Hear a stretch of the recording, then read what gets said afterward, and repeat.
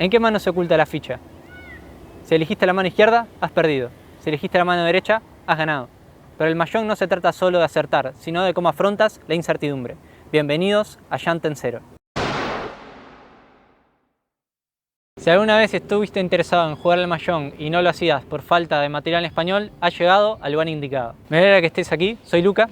Antes de empezar, vamos a hacer una aclaración. Hoy vamos a hablar del Richie Mahjong, una de las muchas variantes que tiene este antiguo juego. Si te interesa conocer otras versiones y sus diferencias, vas a encontrar videos dedicados a eso en mi canal. Pero sin más preámbulos, comencemos con la aplicación de cómo jugar Richie Mahjong. En el Richie Mahjong tenemos 4 palos. Tenemos el palo de bambú, el palo de círculo, el palo de caracteres y el palo de honores. El palo de honores es un palo especial en el que se encuentran dos grupos: los puntos cardinales y los dragones. Los puntos cardinales son el este, el sur, el oeste y el norte.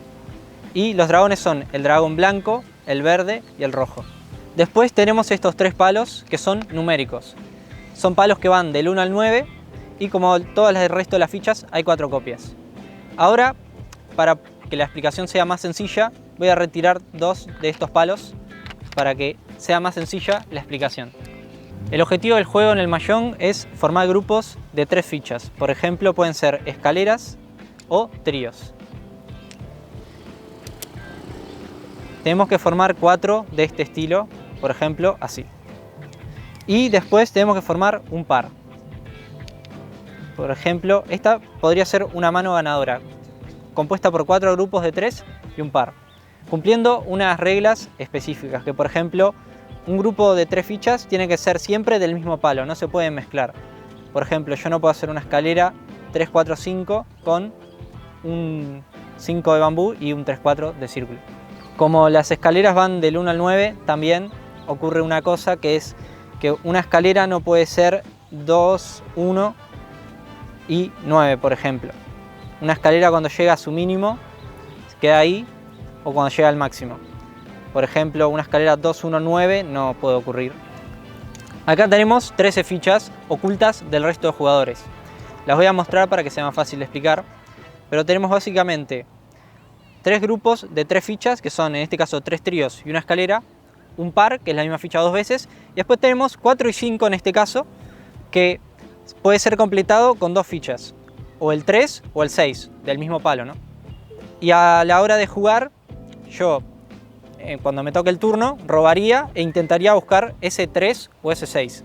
Cuando yo descarte, el jugador a mi derecha robaría en su turno, y yo intentaría ir robando y descartando. Los descartes, por cierto, también se van descartando en orden en una hilera, hasta que yo consiga la ficha que me hace ganar. En este caso, he conseguido el 6.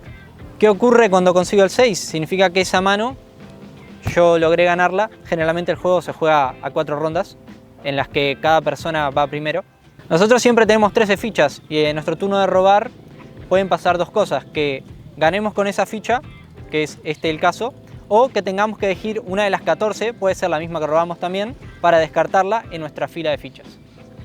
Como yo completé la mano robando este 6, ahora lo que ocurre es que yo gano un puntaje que se lo quito a los demás jugadores. El Mahjong originariamente era un juego en el que se apostaba y el puntaje se traducía en dinero. Ahora obviamente eso no lo hacemos porque es un juego más que nada competitivo.